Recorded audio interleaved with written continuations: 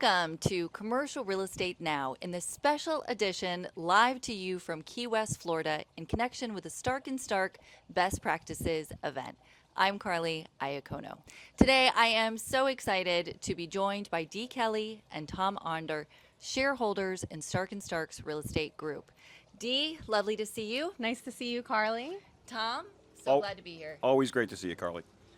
We have an important episode today. We're in a fun, festive location. We're learning a lot. We're with great real estate people. But today's topic is a real one. It's a serious one. And we're talking about how to preserve your asset value in a changing world. And we have some great legal minds here. So we figured, well, why not take advantage of it and get some really good advice to you, our listeners, our clients, and friends at the same time. So let's jump in. We're going to start today with D. And let's talk about how you start an asset, how you position your asset when you're either putting together a development project or maybe you're considering an acquisition and you want to review the lease and really look out for anything that could be a problem down the line. And this is no means an exhaustive conversation because, as you know, as an attorney, it's a very long list of things to think about. But why don't we just kick it off with condemnation? Sure. Thanks, Karly. So in my practice, I get to try and predict the future, which is exciting and scary at the same time. So what I do when a client is acquiring a property and has a lease, we take a look at some of the main issues that may come up in the future. One in particular that we're expecting to be more and more of an issue as we're seeing infrastructure changing is condemnation.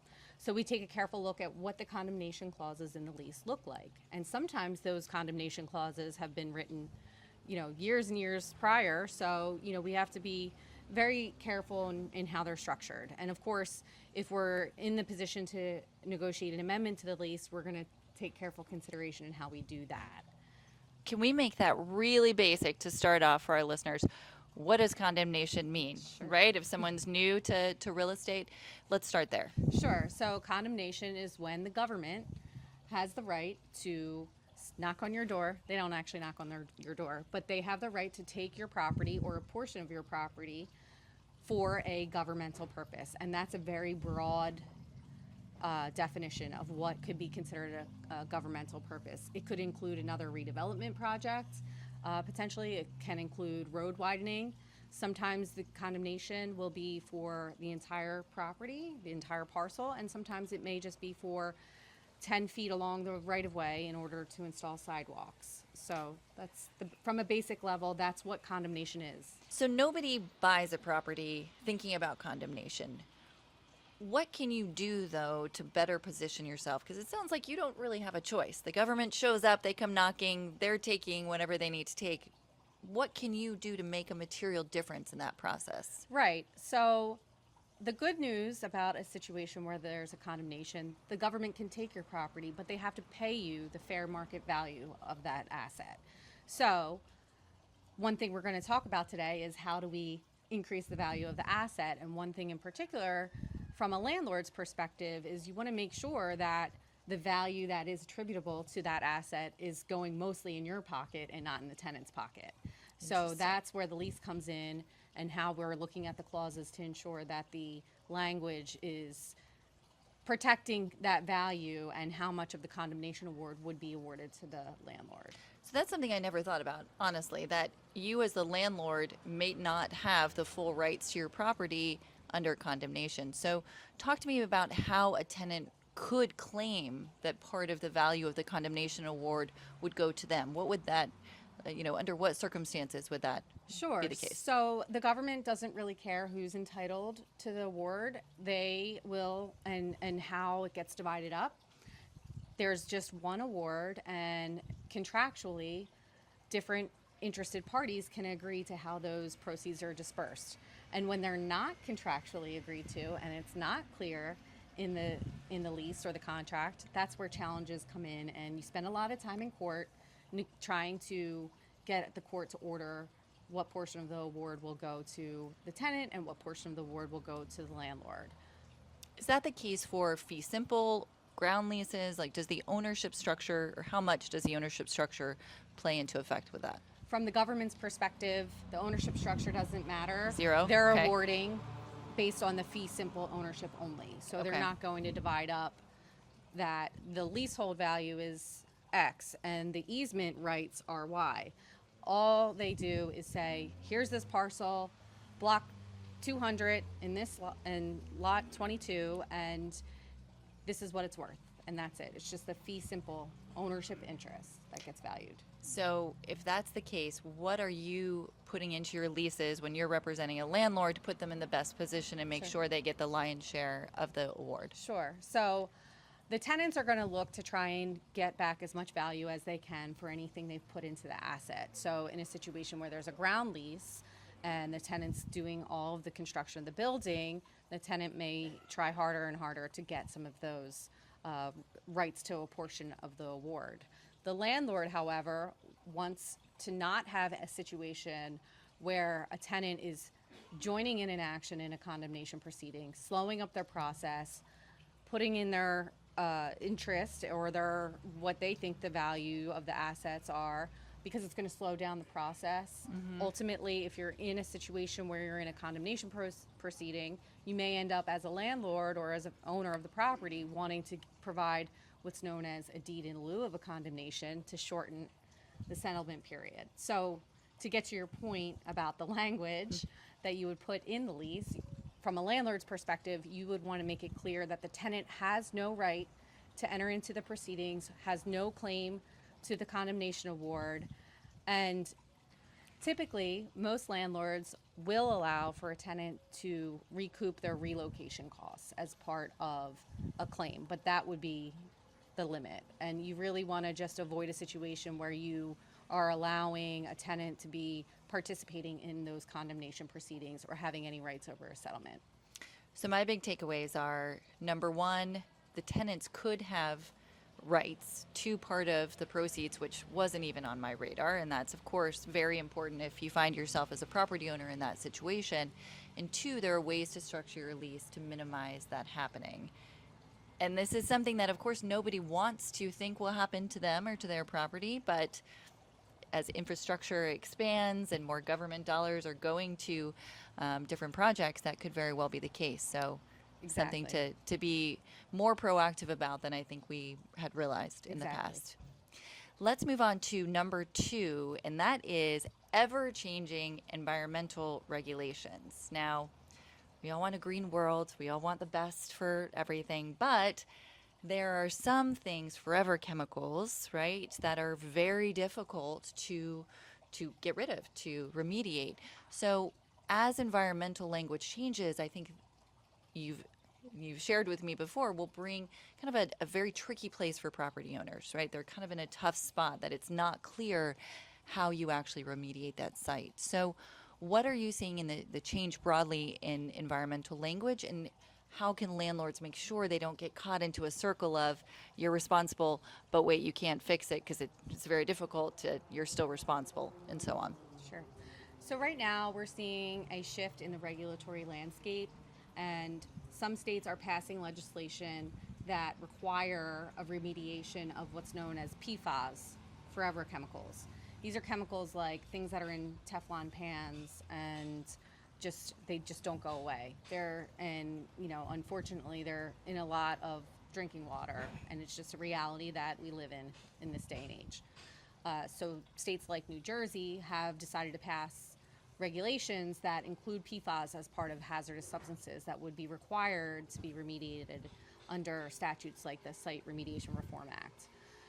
Because forever chemicals are pretty much everywhere, not that remediation was ever a simple process, it brings new challenges that there's quite a bit of uncertainty, particularly because there's a new requirement being put in place, exactly how this is going to be dealt with from a regulatory perspective and how that remediation is going to occur. And it could be very, very, very expensive.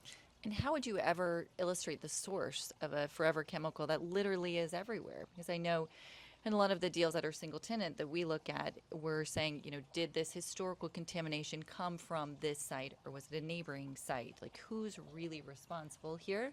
And if it's ubiquitous, how are we going to prove who's responsible for the cleanup if it can even be cleaned up? That's a great question. And since I'm not an environmental scientist, and I think an environmental scientist would even say, we don't know yet. Fun. Because they're Okay. everywhere. Yeah. And so that's one of the things about environmental remediation. When you can't, the burden is on the property owner. And when the property owner cannot point to this coming from a particular location, the property owner becomes what's known as the responsible party required to remediate.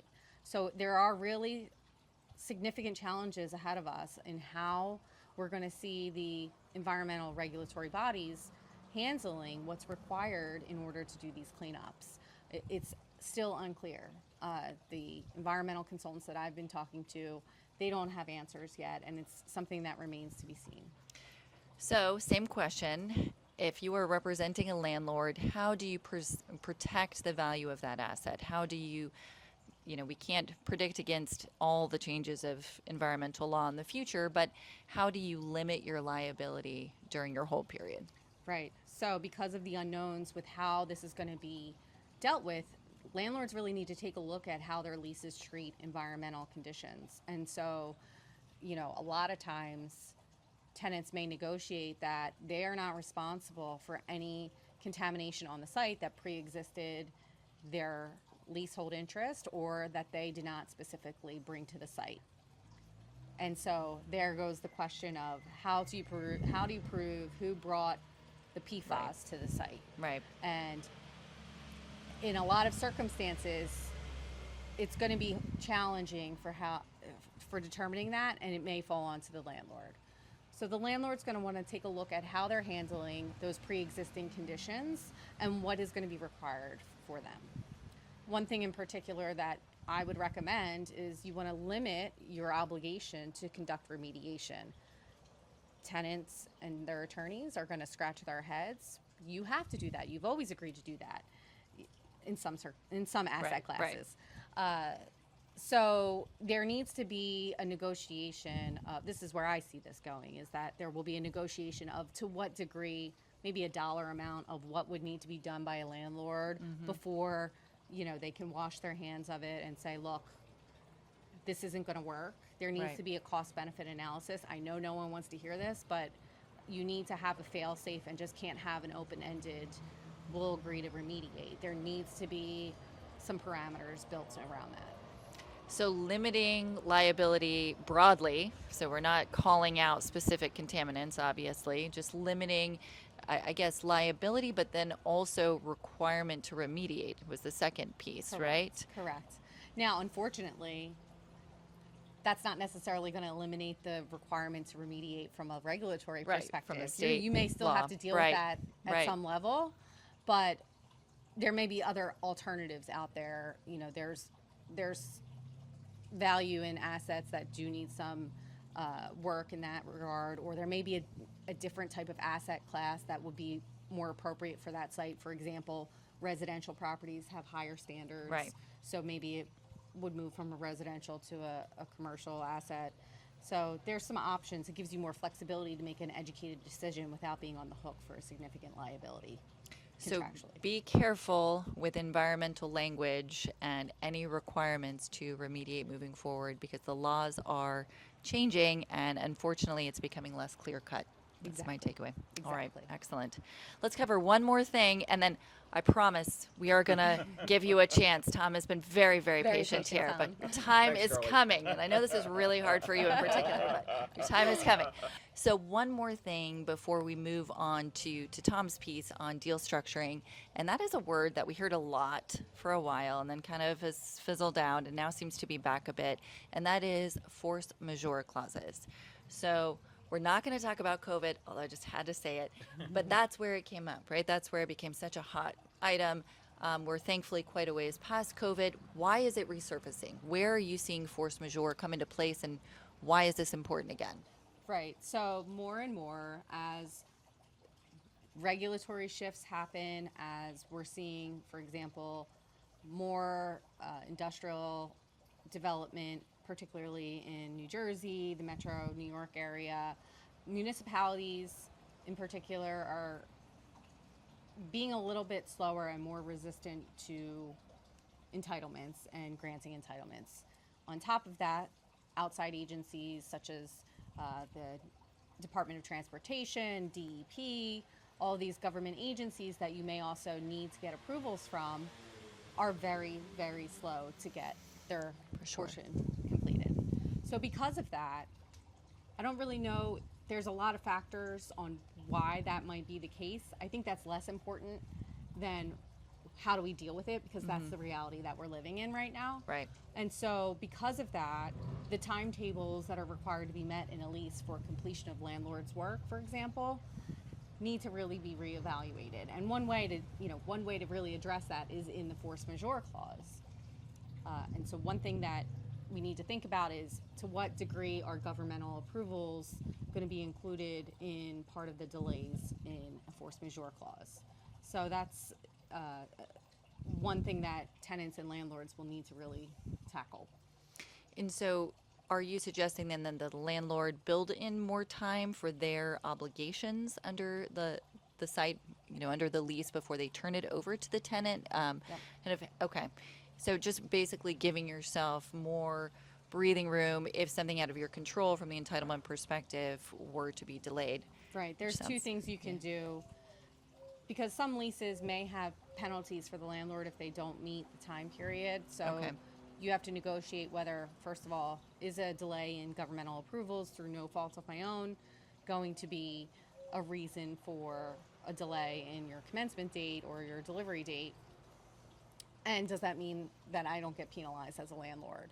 So that's one thing to look at and really dig into the details in terms of how that language is crafted to make sure that you're protected. When considering whether a force majeure clause would apply in a scenario for government approvals, there's usually going to be a commercially reasonable diligence standard for the landlord to meet. So you also have to think about, am I going to be in an argument with the tenant about whether I was proceeding with diligence or not? So that's something to take into consideration. So you want to build in enough time on your front end as well as dealing with the force majeure clause to ensure that you're not in a situation where you've spent all of this money up front on entitlements and your tenant has an out. So that's really pretty critical. That's the key punchline right there, right? Don't spend all this money and all this time and effort and then have any scenario where your tenant could back out just because of delays outside your control. Exactly. It's crucial, very important. All right, so we've crafted the perfect deal. We have all of our clauses buttoned up. We have this beautiful new asset. We're on the whole period, and now we're going to turn it over to Tom to talk about what happens when you've taken all the precautions in the world, you have a great asset, and you've been swimming along, and then you find out that, or you think you hear rumors that one of your key tenants might be filing bankruptcy. How can you position yourself or protect your asset as a landlord if you think this might be coming down the pike? So, first of all, call Stark and Stark. It's always the answer, right? Yeah. But, Karly, I think it comes down to really knowing your lease that Dee's put together, and also making sure that you notice the tenant on any certain defaults that may be there, or not just defaults, but also rights that you have. So everyone knows that if the tenant isn't paying you rent, that's a default that you can call, and you send out a notice saying that they haven't paid you rent. If for some reason there's a covenant default where they're not taking care of the property, that's also something. But another thing that I think a lot of landlords forget is also whatever their rights are. So they may have a right to exercise things, like if there is a restaurant with a liquor license, that landlord might have a right to exercise an option to take back that liquor license. If there is a hint of a possible bankruptcy filing, I think one of the things that we would tell a landlord is make sure you're taking a look to make sure all of your rights are exercised, such as those options rights. But it comes back to taking a look at the lease and seeing what you have. The other thing, and it's so critical, so very critical, is to make sure that you're properly noticing the tenant. I have seen so many landlords tell me horror stories that they sent out these either default or options notices, but they didn't send it to the right people. And it all goes back to taking a look at your lease, doing some of the basics of seeing what the rights are, where you're supposed to send things, how you're supposed to send things. So it's a lot of back to basics, Karly. Right. And I'm sure that timing is such a crucial piece in this. So Absolutely. talk to me a little bit about you hear there may be a filing. Your tenant hasn't filed. Let's just do an example here. Sure. Tenant hasn't filed. They're current on rent, but they're not maintaining the property, right? The parking lot's in disrepair, and that's their obligation. You're worried that things are just kind of going downhill with the property. You pull out your lease immediately, you review your rights, but then what do you need to do and how quickly? What are sort of some of the benchmarks on time? Sure. So in terms of timing, I would send out a notice immediately. You've got to take a look at your lease to see what the timing periods are. There's certain rights to cure that may be Okay. in a lease. A lot of leases will have for rents that it's immediate that they have to pay. Some will have 5 or 10 days, but a lot of landlords, very savvy landlords, will say that rent that you cannot hold back on that. And Okay. that also goes into issues such as reconciliations that may be coming due, whether it's tax reconciliations, whether it's CAM reconciliations, or whatever. You as a landlord should also make sure that you know what's coming due and when that's coming up, because it's very important to put the tenant on notice of. In terms of other timing issues, getting the letter or the default notice out. But then I think one other thing that a lot of landlords forget to do is go and take a look at the property. Send somebody out there to take some pictures, to take some photos, and see what the status of the property is. So we do a lot of bankruptcy work representing and protecting landlords in a tenant bankruptcy. And so many times I'll have a landlord tell me after the filing, well, I think this damage was there beforehand. Right, And right. so knowing about those damages, being the squeaky wheel, making sure you get the notice out and the timing out and everything, it's so critical. And you take these pictures, do you tell the tenant at that time that you're going to be on site, you're taking pictures? Do you kind of put them on notice, not formally that way that you're coming, or do you just create your data trove, let's call it, and then figure out how to use it depending on what happens with a filing? So it really depends upon the lease, but most leases allow a landlord to go and access their property and take care of it, because you're the one, you as the landlord are the one that's going to be taking care of the taxes and going to be taking care of the obligations. Even though the tenant may have to pay those things, it's really your responsibility at the end of the day. We would always recommend that at least you give some type of notice to the tenant that you're coming out on the property. If you have to go up on the roof to check the HVAC system Right. or something like Right. that, if you're going into their back room, their storage area, it's always advisable to put them on notice of things.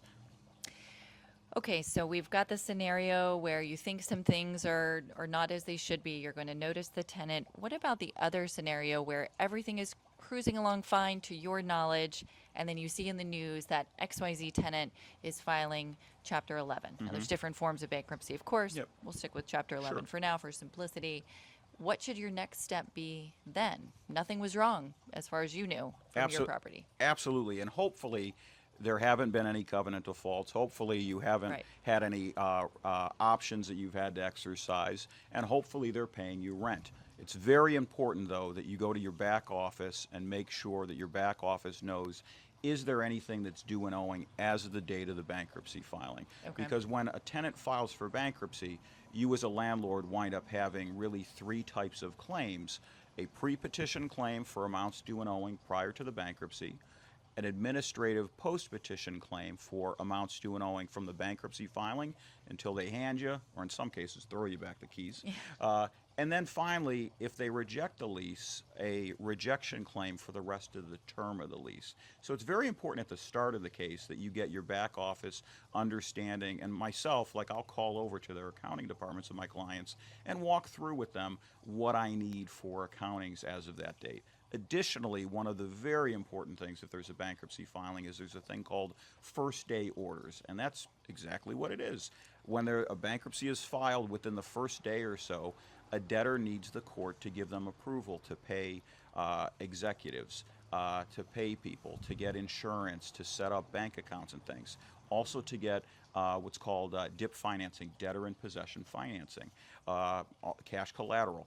And that is a very important period for the landlord to exercise their rights if they're owed monies, to talk to the debtors counsel to basically say, hey, when are you guys going to be paying me? Because you as a landlord have many rights in the bankruptcy case, and a lot of times, the debtors, they want to try to make sure that the landlords are appeased and taken care of so they can get through their case. Because it's very important for them to, whether they're going to do a sale of lease assets, whether they're going to reorganize and keep the lease assets, or some other combination of those two, to make sure that the landlords stay happy, because they would rather not have to fight and expend resources within the bankruptcy case. Now, when you say day one rights, Mm-hmm. is that literally the first day? What if you didn't know about it on the very first day, or you're outside that 24 hours? That feels like a very short timeline. Do your rights change? It is. So one of the nice things about the bankruptcy code is that the judges understand that sometimes, even though the debtor says they're noticing, maybe they'll forget a party, or people will get things a day later or something like that. What judges will usually do is they will set up first day orders, which will carry for a period of maybe like 30 days to allow Okay, that feels better. to allow them to pay people, to allow Okay. them to get insurance. But that 30-day period also allows them to get financing. And if you're a landlord and know and assert your rights before that order is entered, you may be able to figure out a way to get yourself paid, or at least to stay current. It is so important, though, to get into a case early on with competent counsel, because there is a stack of papers that come through. And for myself and my team, we can get through that and understand it very easily. But if you're just a lay person, it's daunting. It's very Sounds daunting. overwhelming. Yeah, it is. Yeah. Now, I want to go back to something that you said with kind of at the beginning, where you were talking about go to your back office, make sure you know everything is current or everything that is due. What about reconciliations? What about if you build a tenant a certain amount each month, but it's always going to be more, but it's not the end of the year. You don't have your full tax bill. You don't have your full landscaping, whatever it is. Are you to estimate any amounts for reconciliation, or does that just kind of go by the wayside? How does That's that a work? really good question. And so asking that question when the case is filed and discussing it with the back office is so critical to set yourself up later on in the case. So in most cases, your claim of filing it and asserting it is not due on that first day or so. What the debtor will set up is a motion for filing certain types of claims, and that's usually out like 4 or 5 months or so from the start of the case. So you got a little bit of time. But with the reconciliations, what's so important is, like you said, they could be filing in March, and snow could be coming on the ground, but you're not going to get your reconciliation for snow and things like that until Right. maybe July. Right. So what's important is that the counsel and the client sit down and understand what they have to do to either amend claims or to assert claims, and also to have that backup to support it of when that action actually occurred. Was it a pre-petition obligation that occurred, or did that stuff happen post-petition? Because the post-petition stuff it's a little bit easier to kind of push the debtor to make sure that they pay you while they're still in there. Now, if they go ahead and they try to sell your lease by doing a sale and then an assignment to somebody, they're supposed to pay everything that's due and owing to you, pre-petition, post-petition administrative claims, as well as keep yourself cured with any other issues. And again, it's so vital to go back to make sure that, one, you're getting paid the rent, but two, other issues, whether it's insurance, covenant defaults, or other exercises of rights you maybe have, options, that they are addressed and the debtor knows about it. This is very complicated. Clearly, there's a lot of moving parts. How long does this process normally take, right, Sure. to start to finish, and what should a landlord expect in terms of the outline and the time frame? Great question, Karly. So on a normal case in which there's going to be a reorganization for retail tenants, you're probably looking to anywhere between about 6 to 8 months of really the case being over for the landlord. And that's in the best possible scenario for the debtor, because what the debtor is trying to do is they are trying to get out of the bankruptcy case, get a confirmed plan, or get the case closed out sooner rather than later. And one of the reasons is they have to pay these things called quarterly fees to the United States trustee. They can get expensive. So the longer that they're actually in bankruptcy without a confirmed plan, the more money that it winds up costing them, and it could derail their activities.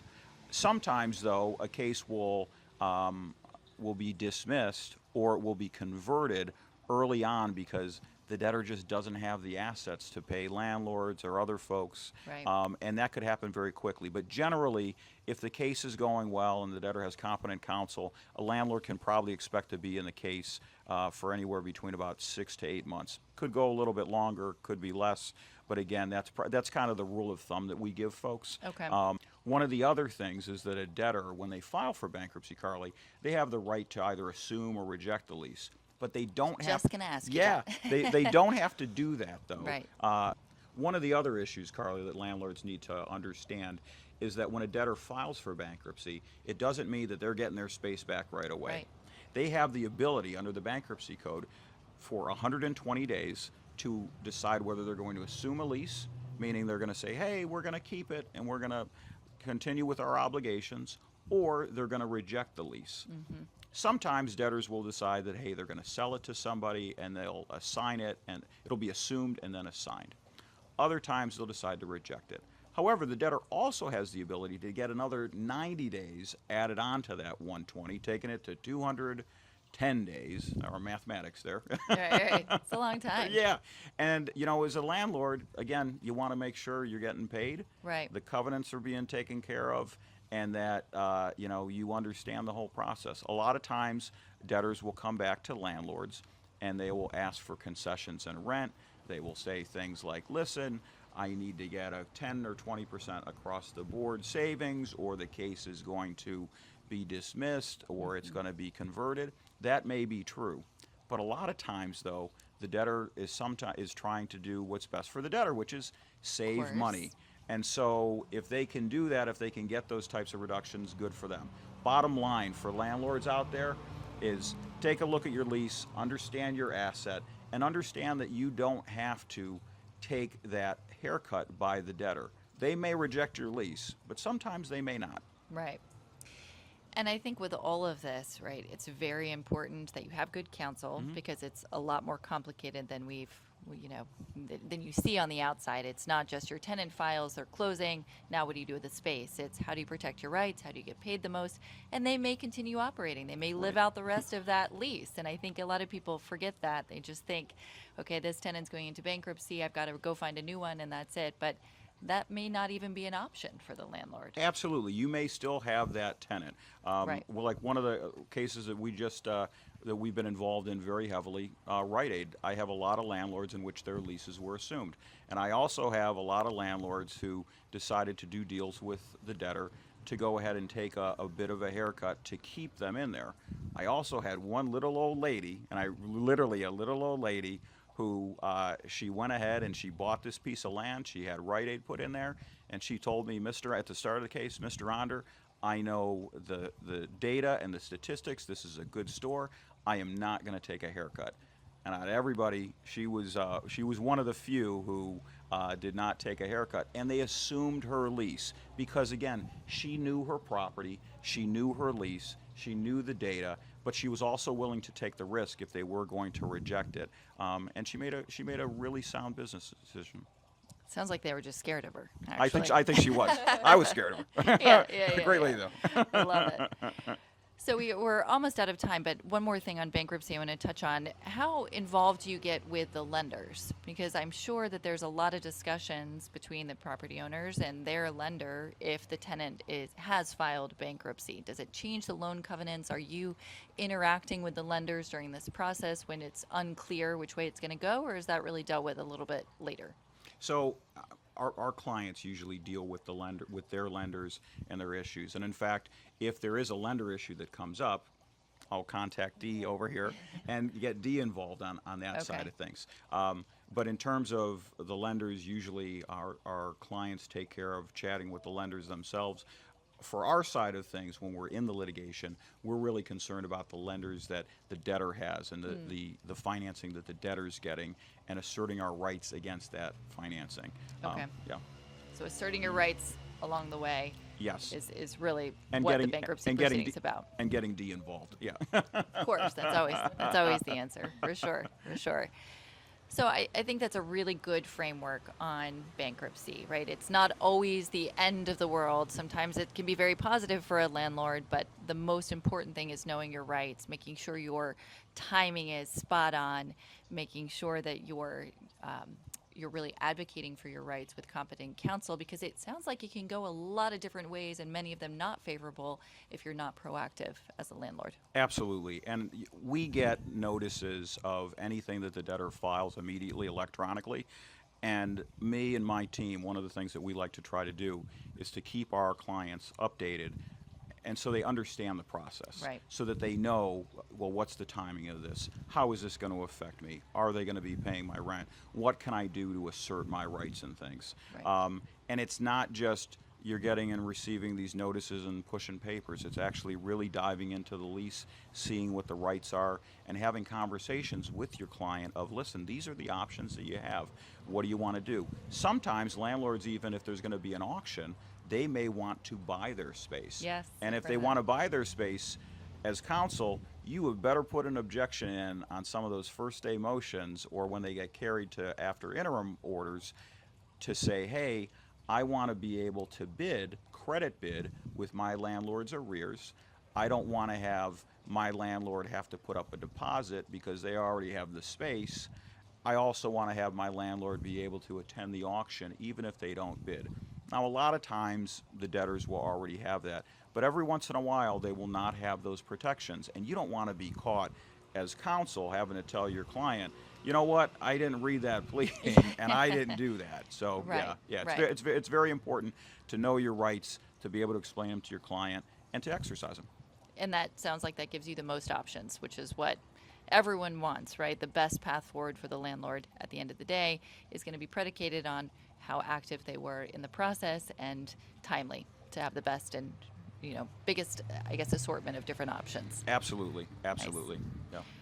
Well, Tom, Dee, this has been great information. I know all of our listeners appreciated really your depth of knowledge on bankruptcy and on lease provisions that will affect asset values. I'm sure everyone can reach out to you. These are complex topics, as everyone listening knows. So this was sort of an introduction, by no means an exhaustive list of things that you should be thinking about as a landlord, but I hope you found value. So thank you so much for joining us. Much Thank you, appreciated. Karly.